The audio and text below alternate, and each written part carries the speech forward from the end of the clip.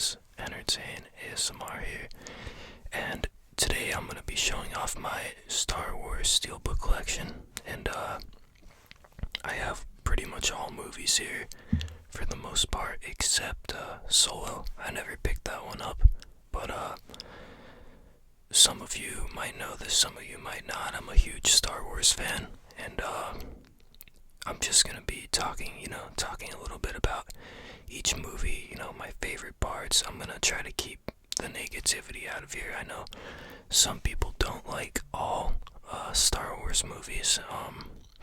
I have my favorites, but I'm just not gonna bring anything negative to this video, I just want you guys to relax here, and we'll talk some Star Wars, have a good time, get a bit of tapping in here too, and I'll do them all in order. So first up we got the Phantom Menace, Star Wars, the Phantom Menace, and this movie, back in the day, I guess angered a few people, but the good thing that it did do was it tried something new. I guess a lot of people were hoping Star Wars would stay at its same formula, but George Lucas, he took a few risks, and I do like some of the ideas he had for it. He had Qui-Gon Jinn, who was, I believe he was the smartest Jedi out of all the Jedi on the council, because he was able to see past all the stuff that was going on, and he was kind of a gray Jedi, but kind of not. I think that's why they didn't let him sit on the council, and it also introduced Darth Maul, arguably one of the coolest characters in Star Wars. So they still put him on a lot of merchandise, and they brought him back in Rebels and Clone Wars and Solo. Spoilers, but yeah, he's just he's a fan favorite, and they did a lot right with that.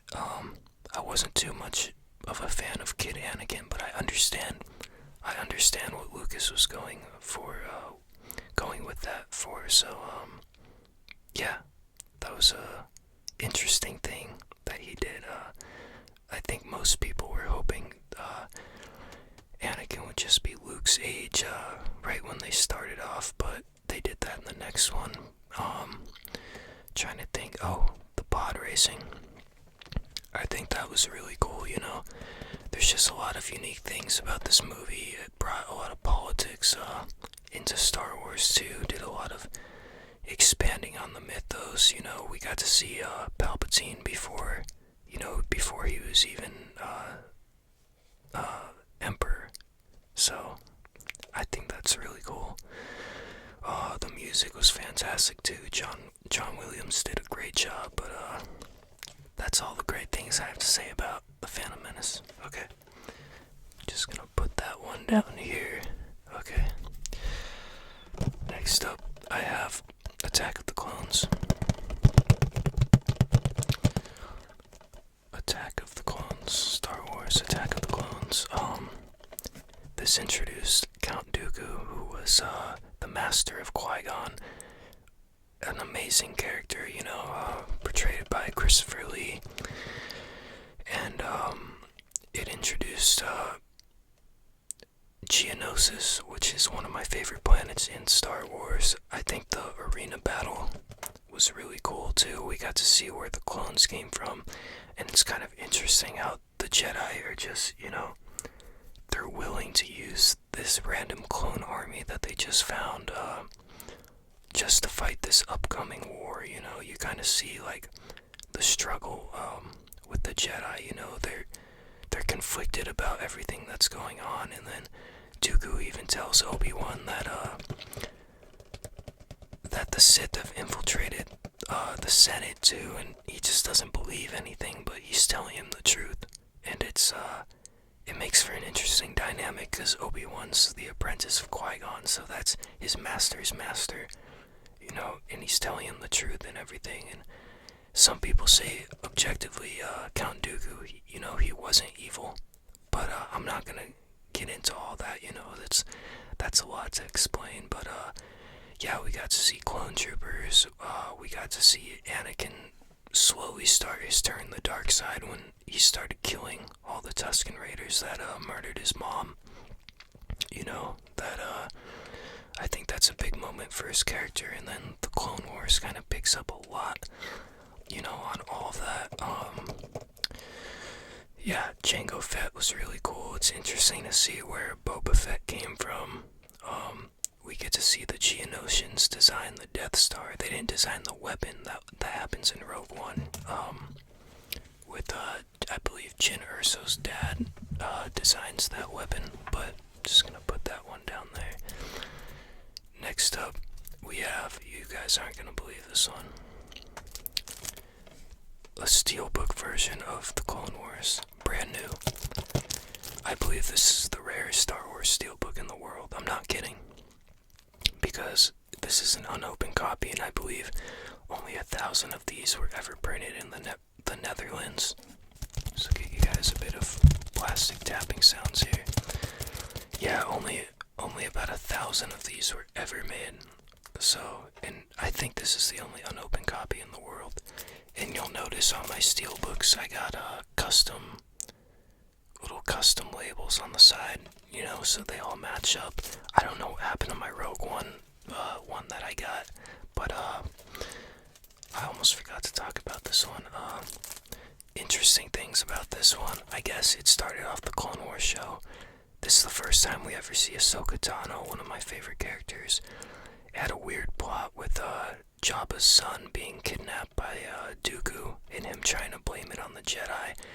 It's just, it wasn't the best movie. It's not the best arc of the Clone Wars. It's kind of weird. Out of all of them, they made this one. This is the one they turned into a movie. But that's what George Lucas wanted. I believe it came out in like 2008. But I don't know what else to say about this other than Asajj Ventress is in it too. So if you haven't seen the show, check the show out. But you're gonna want to start with the movie too, because I believe besides like one episode in like season 2 or 3 chronologically, that's the one that you're supposed to start with. Okay. Next up, I have Revenge of the Sith. This is one of my favorite Star Wars movies. It's either this or Empire is my favorite.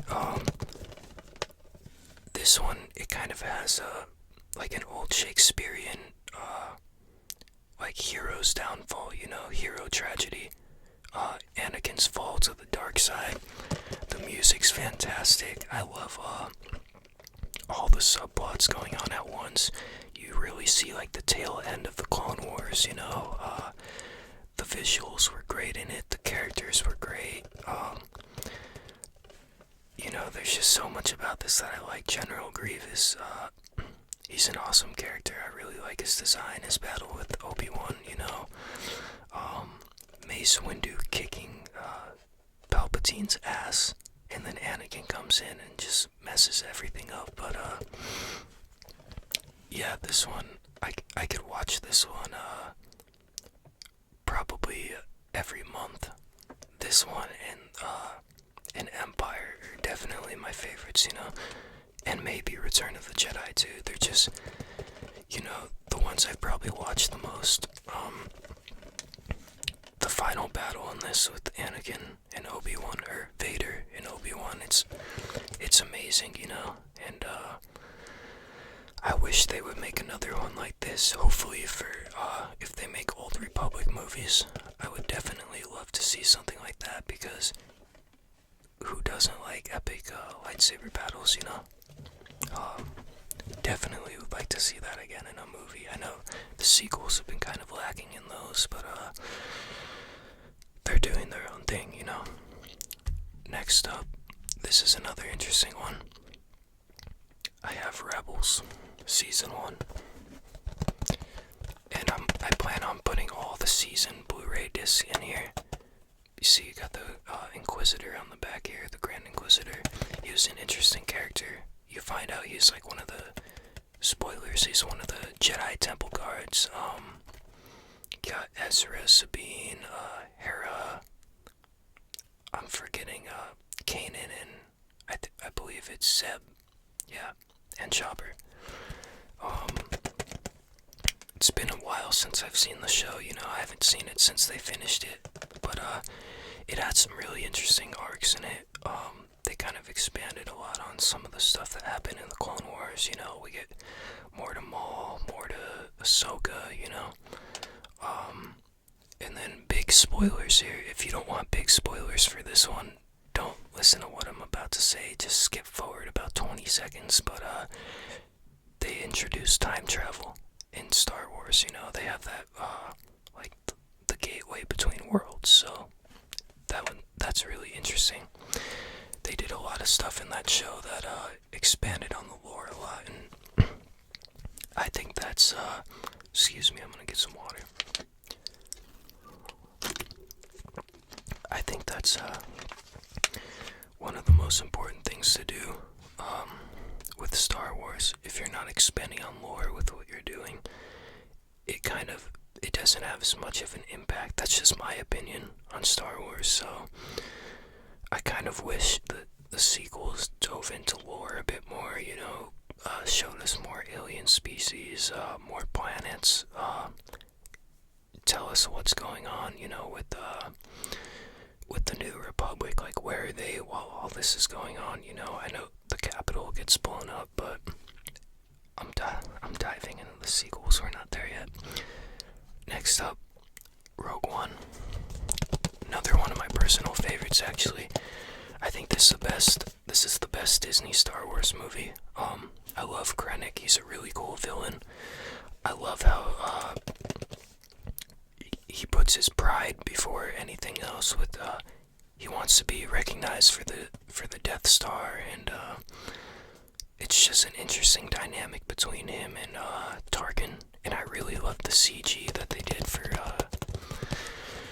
Tarkin too. That was really impressive. I remember I was watching it with my brother, and I asked him what he thought about the CGI, and he just thought they gotta look alike, so I guess they did a really good job, with that.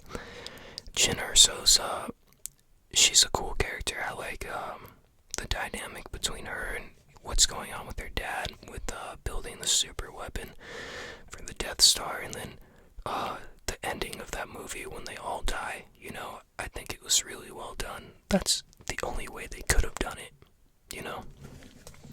So, yeah, I'm really happy they went that route, because if they just made everyone live, like, what kind of ending is that? Because it just doesn't make sense in the timeline, because then where would they be in A New Hope? Also known as Star Wars. This used to just be called Star Wars. And there's been a lot of changes to these movies over the years. Personally, I don't really mind them, but it was George Lucas's choice, and now I guess Disney changed a little bit of some of them too, but kept a lot of his changes, so I don't know what's going on with all that, but that's just what they're doing. A New Hope, I actually can watch this one a lot too, it's kind of more of a contained, it's just kind of on Tatooine and the Death Star, and it's more of a smaller one, because this one, I believe this had the smallest budget of any Star Wars movie, obviously, because it was the first, but it's what created this entire universe, and there's just so many iconic lines and scenes in it, and I really like the original outfits, Luke's farm boy costume, and Leia's princess outfit. They're just very iconic, you see it on merchandise still to this day, and I love Darth Vader. I love his costume. The stormtroopers had a unique design, and back in 1977, this probably blew a lot of people away, obviously I wasn't there back then to give my thoughts on it, but as far as viewing it today, I think it still holds up really well, and some of the practical effects they did was just, they did a phenomenal job. Vader off. Like, they were originally just gonna kill him off in this, but they wanted to open it up for sequels just in case, and look where we are today.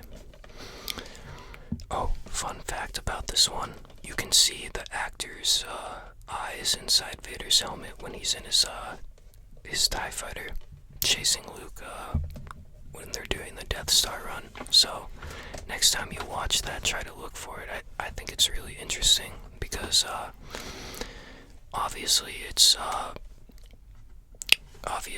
obviously it's not the guy they had at I'm forgetting his name right now, I'm blanking, at the end of Return of the Jedi. It's the other dude they had playing him in the costume, but it's just still really interesting, and I think it kind of works with the Star Wars lore, because that is Anakin behind the suit, and obviously that, I don't think that was their original plan back then, but it's just interesting how that all worked out. Next up, Empire Strikes Back. Probably my favorite Star Wars movie. Yoda. We meet Yoda, and he's really wise, you know. At first he tricks Luke, you know, makes Luke just thinks he's just a creature on the planet when he arrives on Dagobah, but soon Yoda he gets tired of his crap and just starts speaking into the air to Obi-Wan, and then Luke realizes who he is, and he puts him through all that training, you know, but Luke can sense his friends are in danger, so he wants to go to Cloud City to go help them. Phenomenal film. This, I want to watch it right now, just talking about it. I'm just thinking about all the moments in it. We see Boba Fett. Boba Fett's a badass, you know. He's another character that's put on a bunch of merch still to this day. Star Wars just has very iconic characters. Lando Calrissian, another iconic character, one of my favorites. I just love his charisma. In Solo, you know, they had Childish Gambino played him, and I think he did a great job, you know. I think he really nailed it. Same with Alden Ehrenreich playing Han Solo. I did enjoy Solo. I think they did a really good job on it. Anyways, yeah, Lando and Cloud City's one of my favorite Star Wars locations. The improvised scene with Leia and Han, when she says I love you, he's supposed to say I love you too, but he just says I know. It's just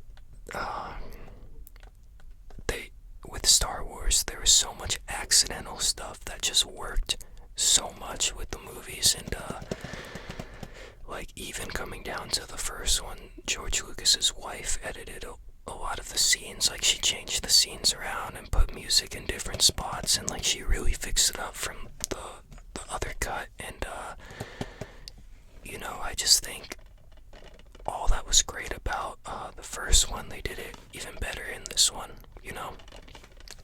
First, as in A New Hope, they just somehow expanded on it even more. I like Hoth, you know, a little bit. It wasn't my favorite scenes in the movie, you know. Mine are kind of like near the end, you know, a lot of Luke's training in Cloud City, but definitely, probably my favorite Star Wars film. It's either that or Revenge of the Sith. I can't tell you. They're both great in their own ways, you know. I think that's what's great about Star Wars. Each movie, you know, brings something in the table that not all of them have. Next up, Return of the Jedi. Seeing Jabba technically for the first time. I know they added him in A New Hope, and they did all this, George Lucas did all these strange changes, but you know, they're his movies. He has the right to do that, and you know, I guess you can always work on something, you can always improve it, and in his mind, he was just improving it. But we meet the Emperor in this one face to face, and I'm just gonna skip around everything, you know. I think Boba Fett's alive, but I'm not gonna talk about else in this movie and talk about the end. The end duel is not between Vader and Luke. I want you to think about that for just a minute. It's not between Vader and Luke. It's between Luke and Palpatine. And I'll explain why right now. Palpatine is playing mind games with Luke. It is a brilliant scene. That's why I put it up there. That's why I put it up there with Empire and Revenge of the Sith, because this scene is brilliant. It's so well done. Palpatine's playing these mind games with Luke. You know, he's trying to anger him. He's trying to say his friends are done for. He's putting all these thoughts in his head, just trying to turn him to the dark side. And he's trying to get him to kill Vader. He's saying all these things during the battle. And Palpatine's, you know, he's influencing Vader. Vader's still so conflicted throughout this whole thing, because it's his son fighting him, and it's the one person who promised him, you know, everything. But in the end, he realized that he was being manipulated, you know. Luke didn't listen to the Emperor. He throws down his lightsaber, then he starts getting electrocuted. Vader's like, "You're not doing that to my son." He realized everything. Luke redeemed him. And despite what Ben and Yoda thought, Luke was able to he was able to beat this guy, something that they couldn't do, and redeem his father, something that they couldn't do. And you know, I just really think it's very poetic, the whole saga. I believe it could have truly ended here, you know, but they made these sequel movies. But to me, this could still be the definitive ending. I know Rise of Skywalker's coming out, and apparently he's back, which would ruin this entire arc for me. But, you know, let's see what Disney is going to do with that, you know. But the Ewoks, I'm just going to talk about the Ewoks real quick. They're cute. I know that they wanted to do the Wookiees and make it Kashyyyk, but I guess that didn't happen for some reason. I don't know what the reasoning was, but that's why they did it in Revenge of the Sith. But Return of the Jedi, really good movie. Alright, The Force Awakens.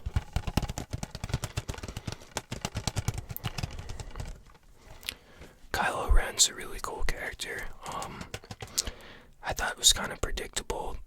He was gonna be related to someone from the story, but you know, I think they got a good arc going with him. I think he's the most interesting character in the sequels.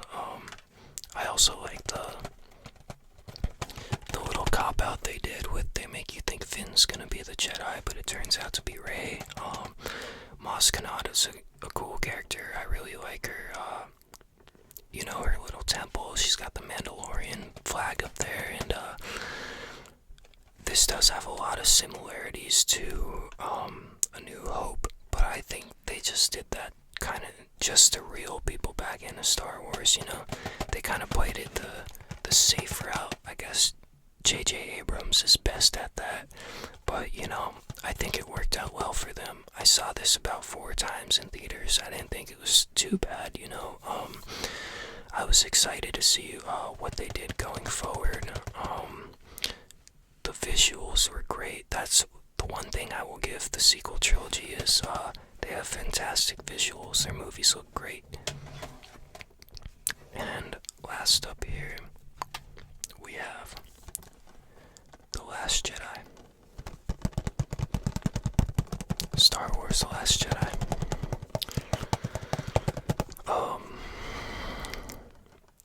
This movie didn't go how I thought it would go.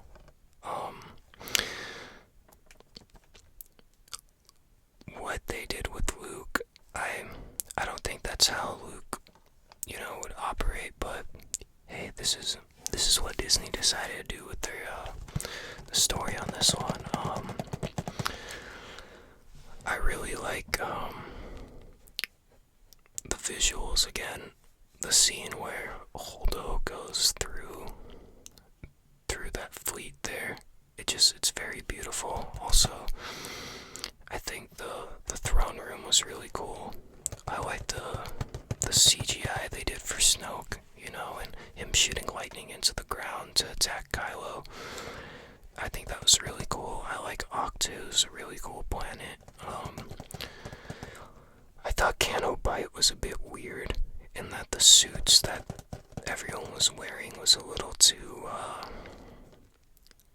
it was just too Earth-ish, if that makes sense. Like, it didn't really feel like Star Wars to me. BB-8 having a coin shooter was very, very odd. That character DJ, I think, was completely useless and pointless, and we're probably not going to see him in Rise of Skywalker. But,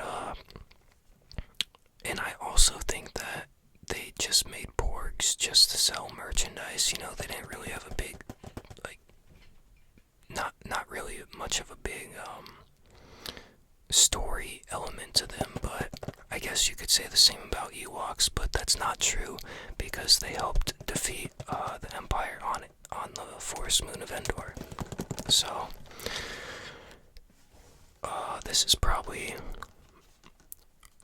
not my favorite Star Wars movie, but I have it in the collection, just have it in the collection, and I think the visuals are phenomenal on this in this movie, and it was a very interesting take on Star Wars. You know, nothing like anything that came before it. I'll give it that. But anyways, guys, that is it for today's video. If you're still here, if you haven't fallen asleep or you know, turned off the video yet, got your tingles, relaxed, leave a like, comment, subscribe, let me know what you want to see, let me know your favorite Star Wars movies. You know, I want to hear from you guys. You could give me your order in the comments, or you could tell me your favorite one.